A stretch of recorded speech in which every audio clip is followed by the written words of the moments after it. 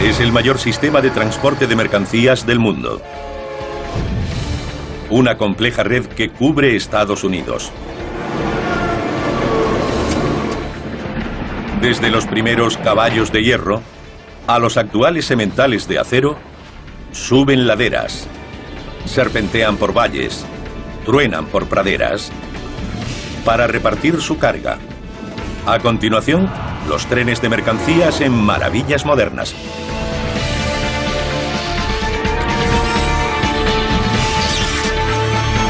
Maravillas modernas, los trenes de mercancías. Bienvenidos a North Platte, Nebraska, sede del mayor centro ferroviario de mercancías del mundo. El Bailey Yard de la Union Pacific. El centro ocupa unos 14 millones de metros cuadrados. Mide 13 kilómetros de largo y 3 de ancho. No hay otro como este en el mundo. Es el corazón de las operaciones ferroviarias. Aquí los vagones de mercancías se canalizan, clasifican y reasignan a nuevos trenes que los acercarán a su destino final. Casi todo lo que se produce en Estados Unidos se transporta en tren. Vinos, quesos, vegetales, televisiones, radios, coches, piezas de repuesto, cualquier cosa. Casi todo lo que usa diariamente este país pasa por North Platte.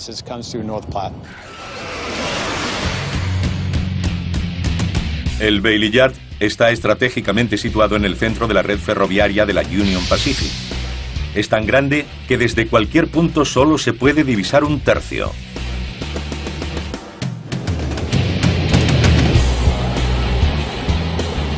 Excepto desde las pantallas del centro de mando donde se controla toda la actividad. En el centro de mando de Bailey coordinamos entre 130 y 180 trenes al día. Utilizando los sistemas informatizados más avanzados del mundo, el centro controla todo el tráfico en los 500 kilómetros de vías de Bailey Yard. Además de las locomotoras, los trabajadores procesan al día 10.000 vagones de carga.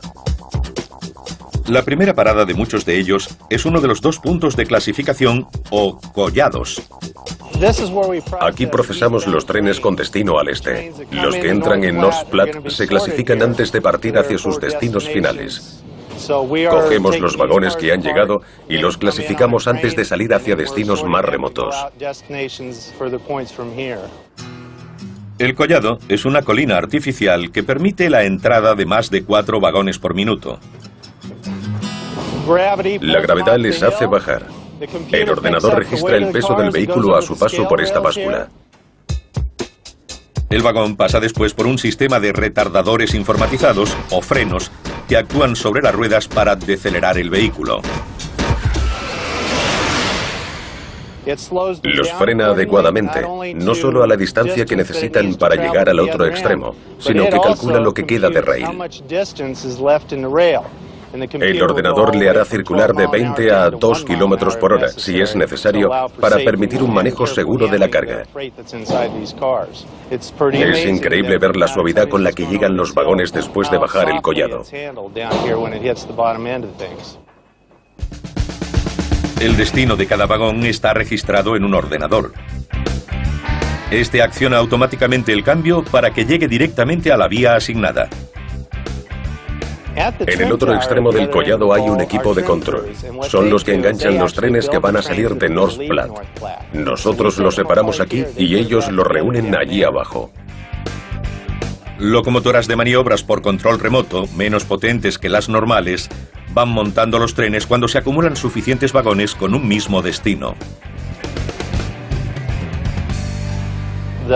El collado era el punto neurálgico del centro. Gran parte del tráfico se gestionaba así. Los cambios han permitido liberarse de tanta tensión. Ahora se usan trenes como estos que vemos. Parten de su punto de origen como una gran unidad y llegan a su destino de la misma manera. Los trenes con el mismo tipo de carga, como los de carbón, se gestionan de forma diferente, ya que no deben ser reasignados. Para cada tren de carga única hay 26 vías, algunas con apeaderos, que les permiten detenerse, repostar y partir sin tener que desengancharse de la locomotora. Todos los trenes que llegan aquí se someten a una inspección mecánica. Tenemos un equipo parecido al de la Fórmula 1 que se encarga de nuestras locomotoras. Son 5 hombres y mujeres que comprueban cada máquina que llega, el combustible, el aceite, limpian los parabrisas y la dejan lista. Nuestro objetivo es hacer el trabajo en 45 minutos. El equipo tiene que estar aquí en cuanto levantamos la bandera azul. Además de paradas en boxes, el Bailey Yard tiene un depósito de reparación de locomotoras del tamaño de 5 campos de fútbol. No es un taller de grandes reparaciones. Aquí hacemos un mantenimiento trimestral, semestral, anual y trianual a nuestras locomotoras.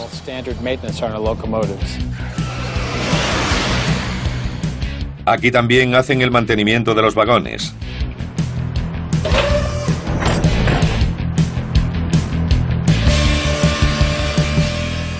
Uno de los problemas más comunes son las ruedas y ejes que se averían en ruta. Los empleados del departamento de vagones se centran en el estado de ruedas y ejes cuando entran aquí.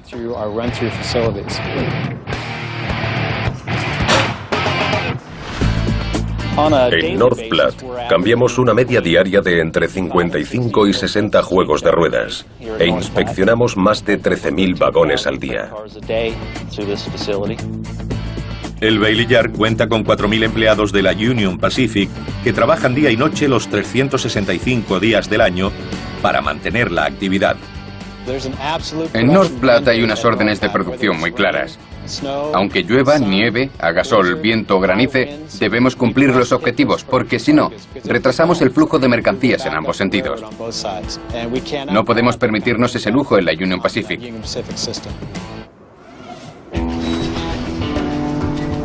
Puede que el Bailey Yard sea el centro de gestión más grande al servicio de la mayor línea férrea de Norteamérica, pero también es un gigantesco engranaje de una maquinaria aún mayor. Hablamos de una industria de más de 30.000 millones de euros al año, donde 75 céntimos de cada euro ganado por el ferrocarril provienen de las mercancías. Un sistema tan grande que abarca más de 225.000 kilómetros de vías y se extiende por casi todos los rincones de Estados Unidos. Pero es algo más. 22.000 locomotoras y 1.300.000 trenes de mercancías. Trenes con hasta 100 vagones de 3 kilómetros de longitud, con 2.000 millones de toneladas de carga cruzando el país anualmente. La auténtica impulsora de la creación del ferrocarril fue la necesidad de transportar mercancías.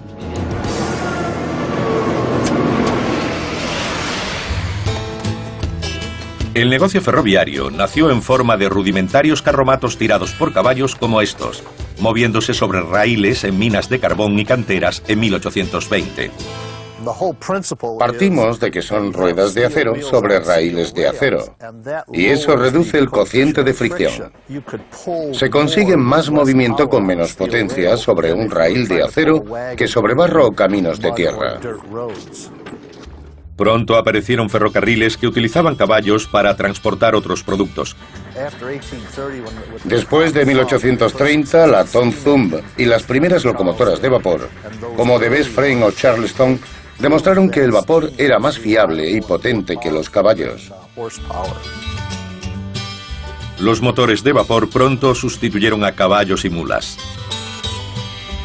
Y los empresarios del ferrocarril pusieron sus miras en el negocio de las mercancías. Un mercado monopolizado por los crecientes canales de la costa este.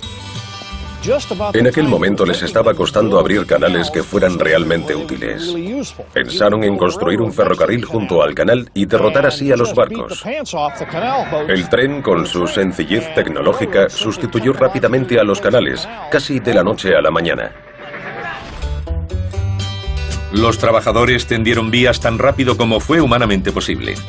En 1850 se extendían desde la costa este hasta los Grandes Lagos. En 1869 la Union Pacific y la Central Pacific se encontraban en Promontory Summit, Utah, y completaban el ferrocarril transcontinental.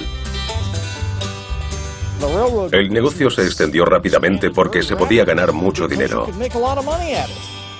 No había un agujero en West Virginia que no tuviera un ramal que llegara a una mina de carbón. En el noroeste no había colina o valle que no tuviera un tren maderero. El ferrocarril cambió el paisaje de Norteamérica, creando nuevas ciudades junto a las vías, abasteciendo a las nuevas poblaciones de materiales de construcción y otras necesidades, y transportando cosechas a los mercados del este. Podían mandar su dinero y su oro desde California a los bancos del este. Podían sentarse en Wall Street y contar su dinero. Y todo gracias al ferrocarril. La gente del oeste podía adquirir moda francesa en Broadway, Nueva York, y hacer que le llegara a Market Street en San Francisco. Todos los caprichos y necesidades se podían llevar en tren. En el siglo XX, el ferrocarril continuó expandiéndose y desarrollándose más rápido que ninguna otra industria del país. Lo que distingue a Estados Unidos del resto del mundo es que aquí el ferrocarril era una empresa privada. Eran compañías privadas muy competitivas, dirigidas normalmente por capitalistas sin escrúpulos que libraban auténticas batallas. Debido a las luchas internas entre ferrocarriles privados, no existía ningún sistema que distribuyera las mercancías de forma eficiente por las distintas líneas independientes. Durante la Primera Guerra Mundial se temió que el ferrocarril no pudiera satisfacer la demanda. El gobierno federal asumió el mando creando la Administración Norteamericana del Ferrocarril. Su idea fue estandarizar los procedimientos y mejorar el servicio. Poco después de la guerra, el gobierno devolvió los ferrocarriles a la empresa privada. 20 años después, durante la Segunda Guerra Mundial, una serie de ferrocarriles independientes funcionó como un sistema coordinado y no fue necesaria la intervención del gobierno.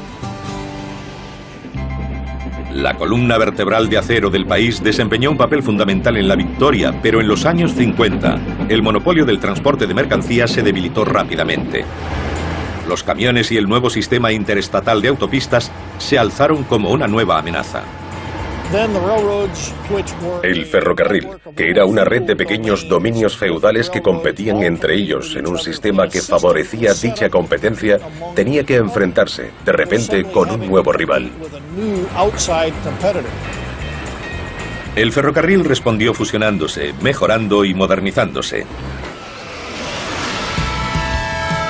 Hoy las mercancías siguen siendo el medio principal para el transporte de larga distancia. Pero para mantenerse en lo más alto, sus locomotoras necesitarían una puesta a punto digna del siglo XXI.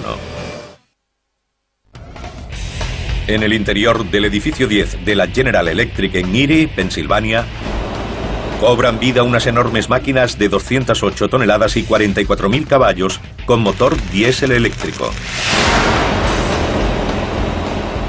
Estas locomotoras ecológicas están llamadas a ser las bestias de carga del ferrocarril de mercancías en los próximos 20 años. General Electric necesita 26 días para construir uno de estos gigantes de acero. Los últimos 12 los pasan en el edificio de ensamblaje final. Esta es la estación 1, la primera de las 4 que hay, donde se hace el montaje final de la locomotora. Aquí colocamos la plataforma al revés para trabajar sobre ella. Los trabajadores instalan sensores electrónicos y tuberías en la parte inferior. A continuación, pasa a una zona de montaje de componentes prefabricados. Este es el motor de las serie Evolución, el alma de las locomotoras de este tipo. El motor diésel de 44.000 caballos genera con 12 cilindros lo que modelos anteriores producían con 16. El motor de las serie Evolución ahorra un 3% más en combustible que sus predecesores. Una locomotora normal consume 1.300.000 litros al año. Si lo llevamos a un periodo de 20 años, ese 3% de mejora supone unos 760.000 litros menos de diésel quemados durante su vida útil.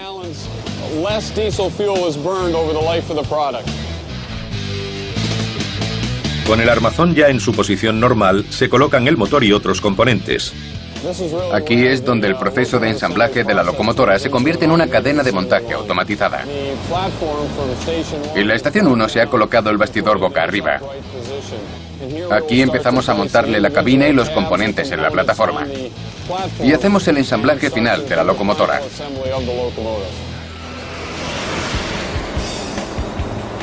La locomotora empieza a tomar forma a medida que avanza por el sistema movido por aire comprimido más grande del mundo. Conectamos una manguera de aire a los gatos. El aire elevará ligeramente la plataforma y la desplazará de una estación de trabajo a otra. Es impresionante porque cuando llega a la última pesa más de 150.000 kilos.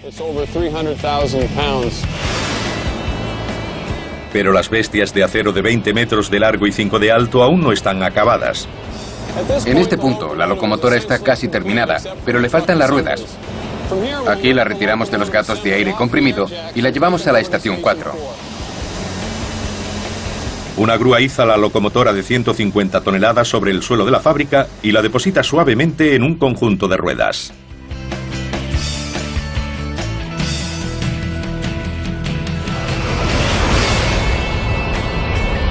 Cuando la máquina se completa en la estación 4, se introduce en una de las cabinas de pintura. Esta de aquí está siendo preparada para esa fase. La pintura es específica de cada cliente que ha encargado la locomotora. Este es un ejemplo de un trabajo terminado para la BNSF. Esta máquina reluciente es mucho más elegante y limpia que las que dominaron las vías durante casi 2 siglos.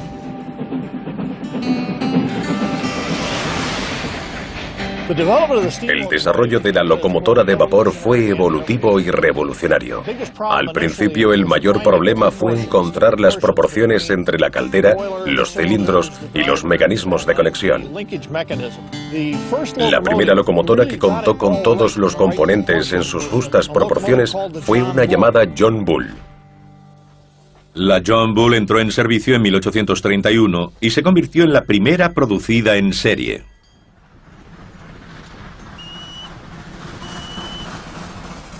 Pero este modelo pronto quedó obsoleto cuando las locomotoras aumentaron de tamaño y potencia.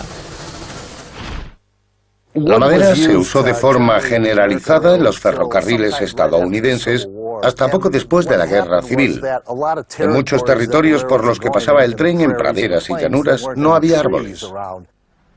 La mayoría de las locomotoras producidas a finales del siglo XIX funcionaban con carbón. En aquellos días, cada 3 o 4 años, se cambiaba a una máquina más grande. Cada 2 años mejoraba la tecnología. Ocurría como con el automóvil cuando salía un modelo nuevo. El ferrocarril la probaba y si era más eficiente, la compraba.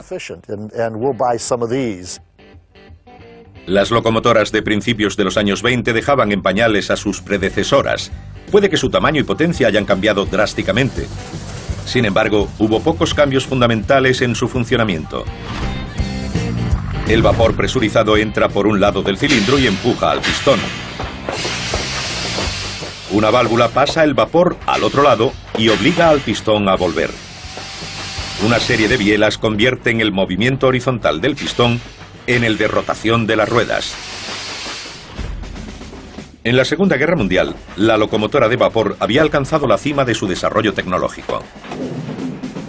Eran un orgullo para los hombres que tuvieron la oportunidad de trabajar en ellas. Trabajé 51 años para DIH, después para otras empresas y al final para la Canadian Pacific. Pasé 22 años con herramientas, por decirlo así, de fogonero y maquinista. Siempre digo que fueron años gloriosos ahora que ya han pasado. DIH tenía 40 locomotoras fantásticas del tipo Challenger.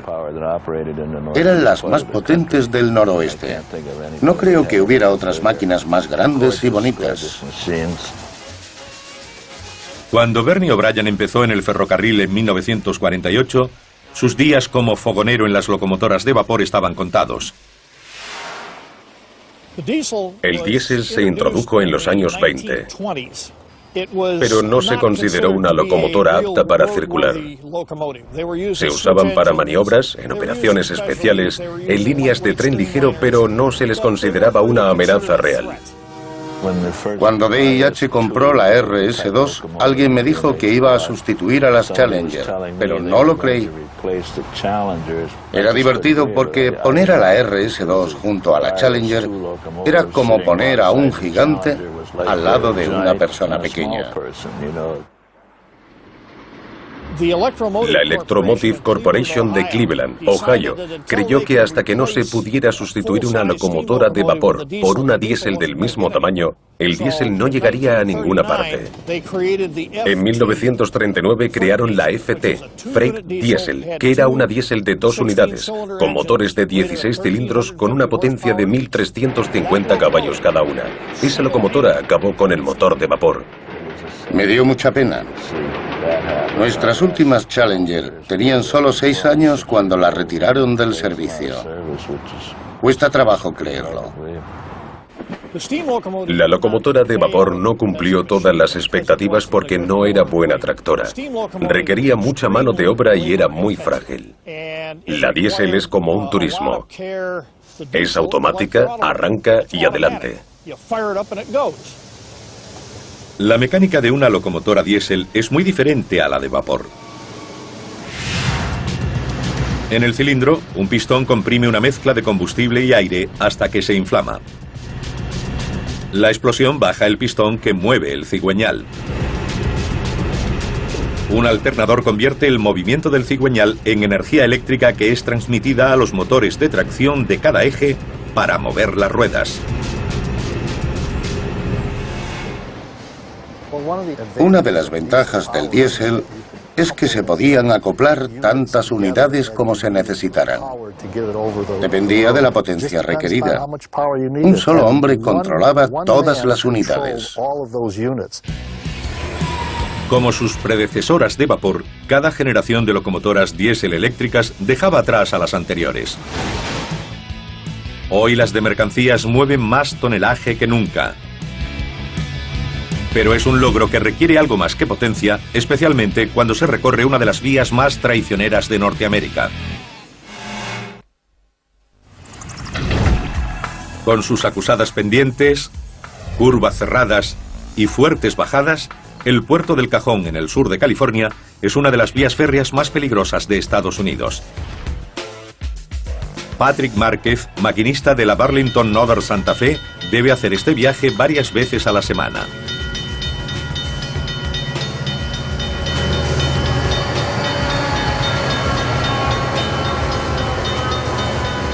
Lo hace con un tren de 3 kilómetros que pesa más de 6.000 toneladas.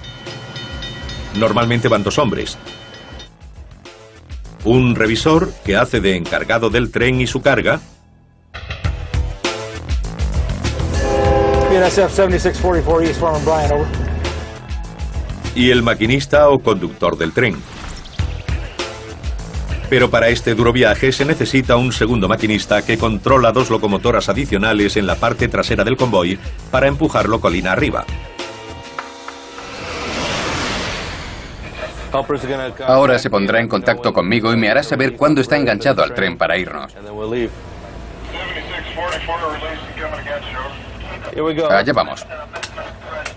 Me acaba de dar la señal de que está liberando los frenos.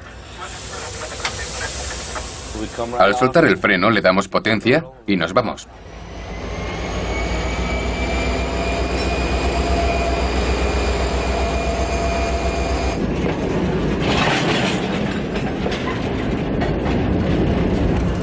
Cuando pasemos esa curva veremos que la velocidad desciende espectacularmente, porque a partir de ahora es todo cuesta arriba. Los motores deben proporcionar 30.000 kilos de empuje para impulsar el tren. Cuanto más potencia apliques al motor de tracción, más posibilidades habrá de que las ruedas patinen. Para evitar que lo hagan, usaremos tierra, y eso proporcionará agarre a la rueda. Así no será metal contra metal, y seguirá moviéndose. Las locomotoras modernas están equipadas con un sistema electrónico de control de tracción. Usan aire comprimido para rociar arena desde una tobera delante de cada rueda. Si patinan las ruedas, el ordenador lo percibirá, como en un coche. y me lo indicará en el panel. El maquinista Márquez está en constante comunicación con el de la locomotora trasera. Si no contáramos con esa ayuda, tendríamos muchos deslizamientos. Las ruedas patinarían y no tendríamos suficiente potencia para subir la colina. Se necesita mucho esfuerzo para subir más de 6 millones de kilos hasta la cima. La gravedad tira de nosotros y yo intento neutralizarla.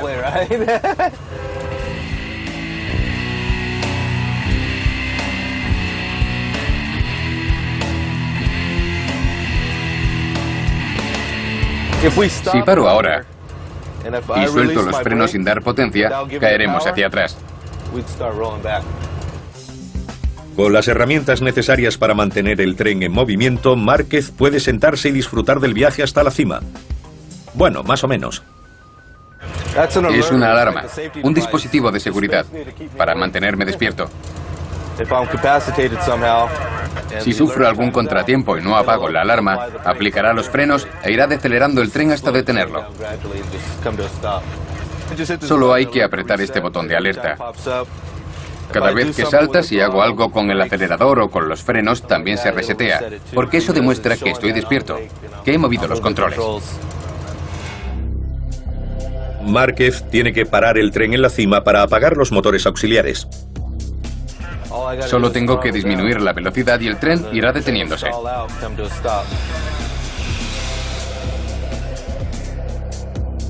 Esta parada está prevista, pero no todas lo son. Si recorrimos un terreno en pendiente a 30 kilómetros por hora, con un tren que pesa unas 6.000 toneladas, necesitaríamos 400 metros para detenerlo en caso de emergencia. Como sabían los primeros ferroviarios, no poder detener un tren a tiempo era accidente seguro.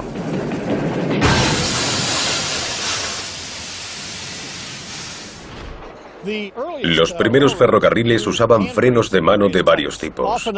Normalmente eran tan simples como una palanca empujando un bloque de madera contra la rueda. Cuando los vagones se hicieron más grandes, se usó un mecanismo que tensaba la cadena que tiraba de las zapatas de los frenos contra las ruedas. Pero había que hacerlo a mano. Cada 5 o 6 vagones había una persona que accionaba los frenos de su tramo. El de guardafrenos era un trabajo muy peligroso, porque existía la posibilidad de que saliera despedido o perdiera pie. Había que pasar de vagón en vagón por el techo, accionando los frenos para detener el tren. Pero entonces a los trabajadores se les consideró prescindibles y se buscó otro método. En 1866, George Westinghouse aceptó el reto de encontrar un modo más efectivo de parar los trenes. En 1873, desarrolló lo que hoy se recuerda como uno de los inventos más seguros de todos los tiempos: los frenos neumáticos. En un tren de mercancías se accionan con aire comprimido desde la locomotora. Cuando el depósito de aire de cada vagón se llena, abre una válvula que libera los frenos. Solo cuando el último vagón suelta sus frenos puede moverse el tren. El sistema es seguro ya que cualquier reducción en la presión del aire, como una fuga en la manguera, hace que se apliquen los frenos.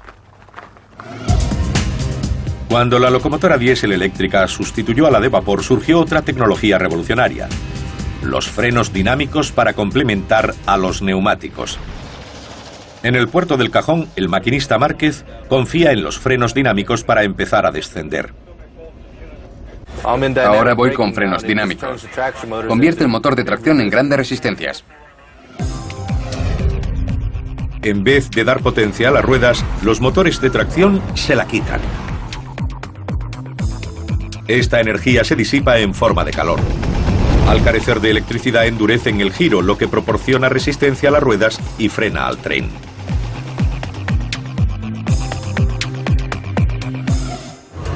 Cuanto más mueva este mando hacia adelante, más amperios requiere, lo que ralentiza el motor y añade resistencia.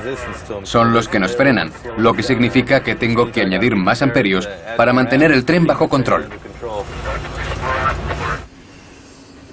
Los frenos dinámicos son muy útiles en pendientes y ahorran una cantidad considerable de zapatas de freno. y por consiguiente de costes de mantenimiento. La gravedad nos empuja colina abajo. Encuentro resistencia en la cabeza del tren porque he convertido estos motores de tracción en frenos. Las ruedas están girando y yo intento aminorar la marcha. Los motores intentan frenar. El tren empuja contra nuestro motor y yo puedo controlar la velocidad con los frenos dinámicos. Si no quiero ir muy rápido, añado más freno dinámico para decelerar o mantener una velocidad constante. Si quiero acelerar, reduzco los frenos dinámicos, lo que significa que las ruedas girarán más fácilmente el motor y la gravedad empujará más. Pero los frenos dinámicos pueden no ser suficientes para evitar que este tren de mercancía se convierta en una montaña rusa.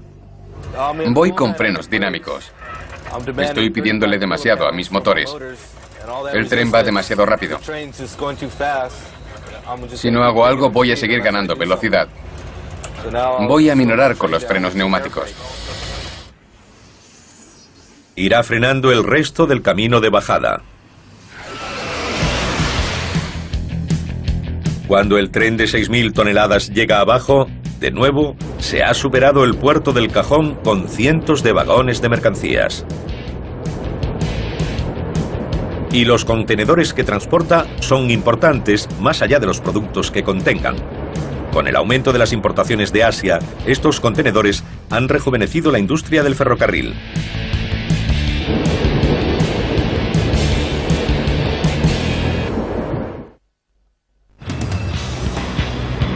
Más de 7 millones de contenedores entran en los puertos de Los Ángeles y Long Beach cada año.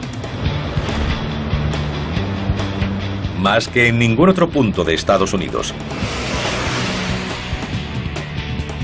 Son cargas intermodales, contenedores diseñados para pasar fácilmente de un modo de transporte a otro. Y han revolucionado y revitalizado la industria del ferrocarril. Los sistemas intermodales de intercambio son una extensión de los buques de contenedores del puerto de Los Ángeles. Los contenedores se descargan del barco, se llevan al muelle y se cargan en camión o tren. Más de 50 trenes salen diariamente de los puertos gemelos de Los Ángeles y Long Beach, transportando aproximadamente 220 contenedores. Eso impide que 11.000 camiones congestionen aún más las autopistas de Los Ángeles.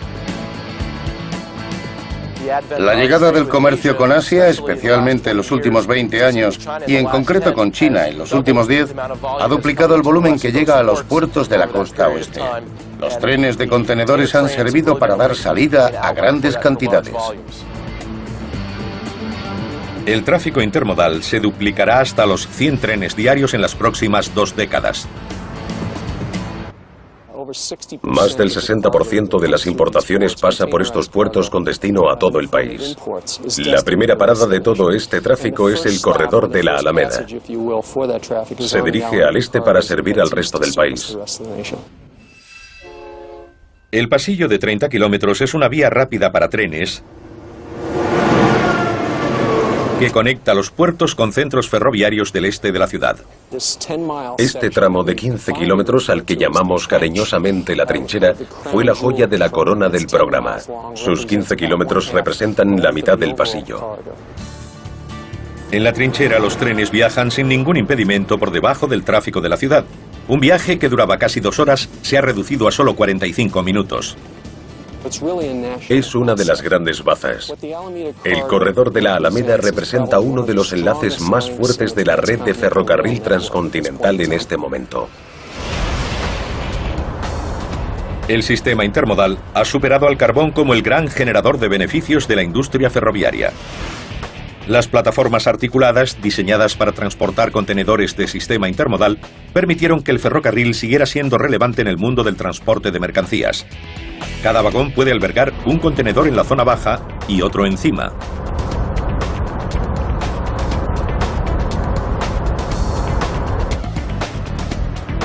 La zona baja hace descender la carga, permitiéndole salvar puentes y túneles y bajando el centro de gravedad.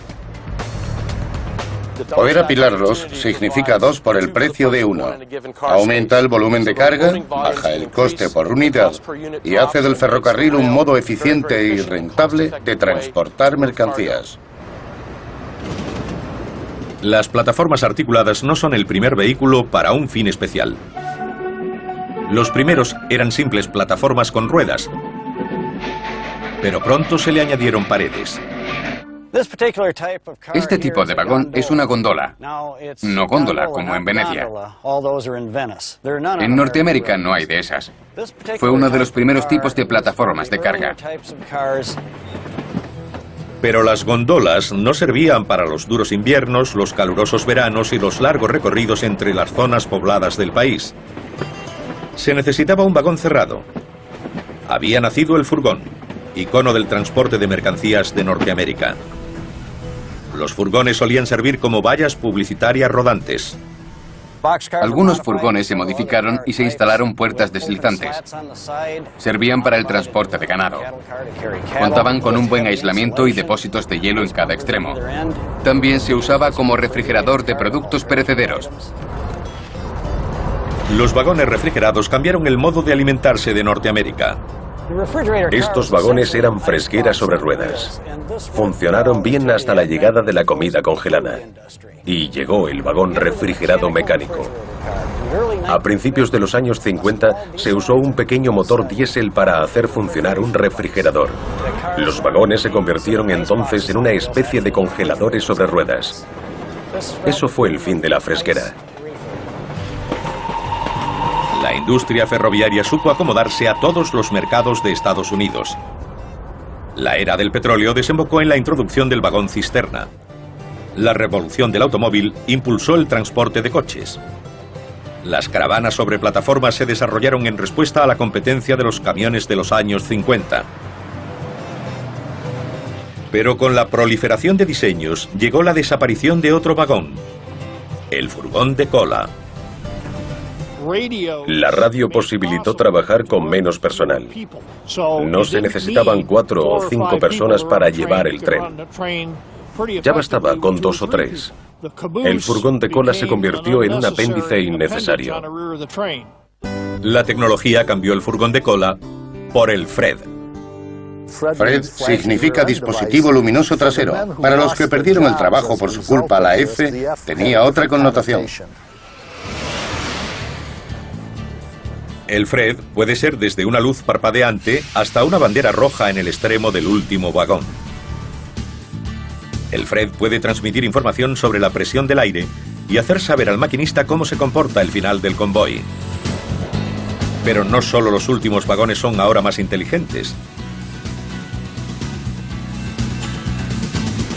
Las operaciones ferroviarias ya se mueven al ritmo de la era de la información.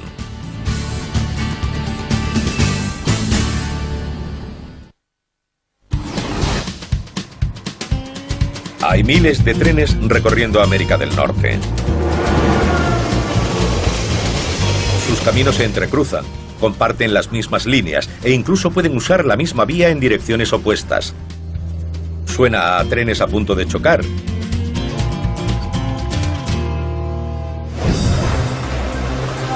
Pero todos los movimientos son vigilados y calculados de cerca por despachos de maniobras repartidos por todo el país. La tripulación del tren es responsable de conducirlo, pero el controlador les da la ruta a seguir. Los controladores son los soberanos de las vías. Y nadie se mueve sin su autorización. El Centro de Operaciones Ferroviarias es la central de los controladores de una de las mayores líneas férreas de Norteamérica. Las instalaciones ocupan 4.200 metros cuadrados, el tamaño de un campo de fútbol. Acoge a 225 empleados. Hay 94 terminales diferentes. Cada controlador se ocupa de 300 a 800 kilómetros y va 2 o 3 horas por delante del horario. Tiene un monitor con el trazado de las vías. Solo tiene que seleccionar y pinchar. El controlador puede cambiar una ruta o dirigir el movimiento de un tren con solo hacer un clic. Es el controlador el que selecciona la ruta del tren, no el maquinista. Es imprescindible que los controladores sepan exactamente dónde están sus trenes en todo momento. Tenemos dos mecanismos diferentes de seguimiento. Uno a través del sistema de señales que sigue a los trenes a través de la corriente eléctrica de las vías. Envía la información al sistema del controlador. Y un equipo de identificación automática que transmite información inalámbrica al controlador y le da su localización y su ruta. Es un sistema de identificación que instalamos en todos los trenes, en las locomotoras, en todos los vagones de Norteamérica. BNSF tiene unos 500 lectores de este equipo. Van captando información de los trenes y las locomotoras. Nosotros usamos dicha información para actualizar el ordenador central e identificar exactamente qué está ocurriendo en ese tren en un momento dado. A los pocos segundos de que un tren pase por un lector, la información llega a los operadores del centro de maniobras y a los clientes conectados. Pero los lectores pueden estar a 150 kilómetros de distancia y los conductores enganchan vagones en diferentes puntos de la ruta, por lo que los controladores necesitan una información aún más precisa. BNSF tiene alrededor de 1.200 trenes en movimiento en cualquier momento. Al pasar por el lector, proporcionan mucha información a través de la aplicación de voz. La aplicación convierte automáticamente la información verbal en datos informatizados. Usan la radio para decirnos lo que han hecho. A los 9 segundos, esa información queda actualizada en nuestro ordenador central. Esta información puede consistir en la recogida o entrega de vagones en distintos depósitos de la ruta. También se usan ordenadores portátiles para informar del movimiento. Sería muy similar al funcionamiento de un GPS. Hace un seguimiento de la mercancía y también sigue a nuestros vagones, a los que podemos considerar un paquete de grandes dimensiones. Así sabemos dónde lo dejamos y cuándo lo hemos hecho. Identificamos al conductor y le decimos qué paquete tiene que recoger. Los ferrocarriles exploran modos innovadores de utilizar tecnología inalámbrica y GPS para aumentar la seguridad en las vías. El sistema de gestión electrónica de trenes, o ETMS, es un claro ejemplo. El ETMS es una red de seguridad virtual para el tren que tiene la capacidad de aminorar la marcha o incluso detenerlo electrónicamente. El sistema de a bordo tendría la autoridad que se le concede habitualmente al maquinista. Él elige la velocidad y la distancia que hay que recorrer. El sistema asume el control de forma automática si el maquinista sobrepasa la autoridad que le concede el controlador, si ignora una señal o si va a tomar una curva demasiado rápido. El sistema vigila constantemente la marcha y determina qué acciones debe tomar el maquinista. Le avisa si no está haciendo lo correcto para que frene o detenga el tren. Si el maquinista no reacciona y no detiene el tren, el sistema lo hace de forma automática. Una vez en funcionamiento, el ETMS permitirá que los trenes sean más seguros y eficientes. A medida que nos adentramos en el siglo XXI, el ferrocarril seguirá siendo el modo más económico y eficaz para transportar mercancías.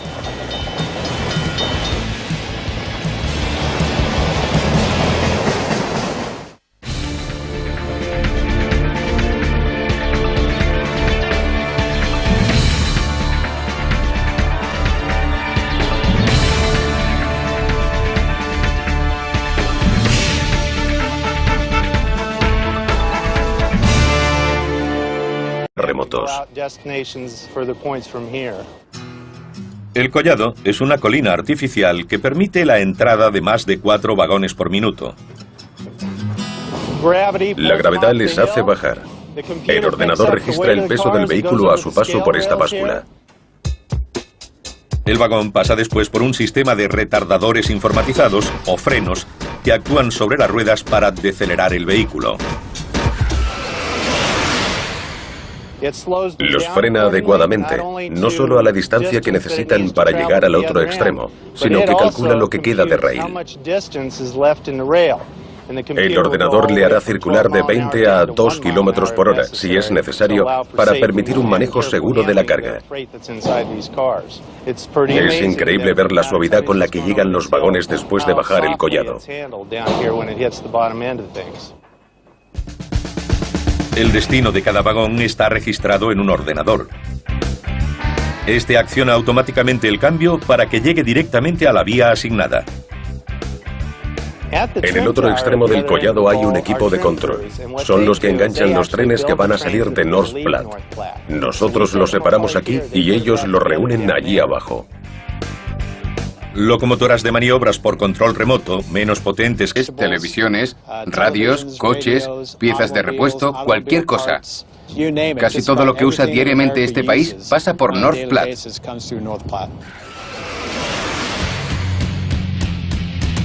El Bailey Yard está estratégicamente situado en el centro de la red ferroviaria de la Union Pacific. Es tan grande que desde cualquier punto solo se puede divisar un tercio.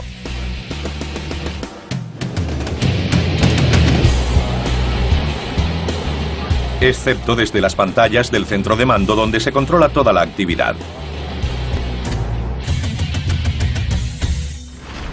En el centro de mando de Bailey coordinamos entre 130 y 180 trenes al día. Utilizando los sistemas informatizados más avanzados del mundo, el centro controla todo el tráfico en los 500 kilómetros de vías de Bailey Yard. Además de las locomotoras, los trabajadores procesan al día 10.000 vagones de carga. La primera parada de muchos de ellos es uno de los 2 puntos de clasificación o collados. Aquí procesamos los trenes con destino al este. Los que entran en North Platte se clasifican antes de partir hacia sus destinos finales. Cogemos los vagones que han llegado y los clasificamos antes de salir hacia destinos más. El Bailey Yard tiene un depósito de reparación de locomotoras del tamaño de 5 campos de fútbol.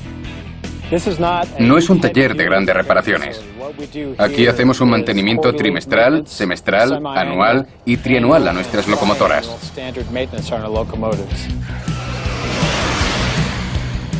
Aquí también hacen el mantenimiento de los vagones.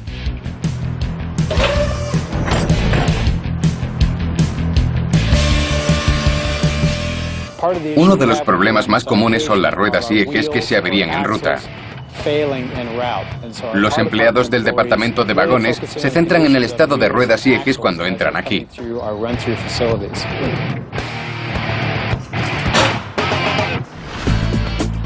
En North Platte cambiamos una media diaria de entre 55 y 60 juegos de ruedas e inspeccionamos más de 13.000 vagones al día.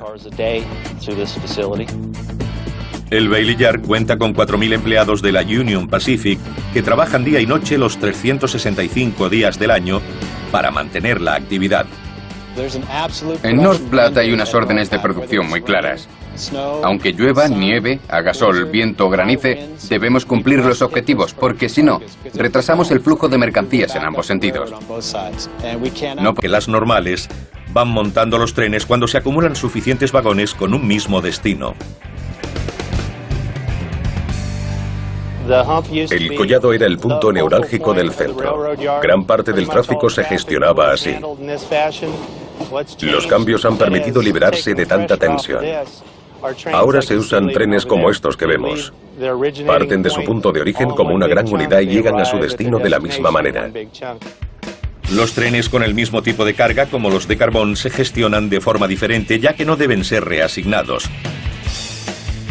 Para cada tren de carga única hay 26 vías, algunas con apeaderos, que les permiten detenerse, repostar y partir sin tener que desengancharse de la locomotora. Todos los trenes que llegan aquí se someten a una inspección mecánica. Tenemos un equipo parecido al de la Fórmula 1 que se encarga de nuestras locomotoras. Son 5 hombres y mujeres que comprueban cada máquina que llega, el combustible, el aceite, limpian los parabrisas y la dejan lista. Nuestro objetivo es hacer el trabajo en 45 minutos. El equipo tiene que estar aquí en cuanto levantamos la bandera azul. Además de paradas en boxes, Es el mayor sistema de transporte de mercancías del mundo. Una compleja red que cubre Estados Unidos.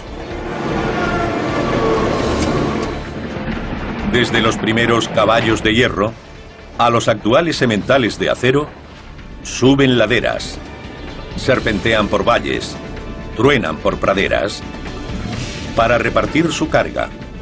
A continuación, los trenes de mercancías en maravillas modernas.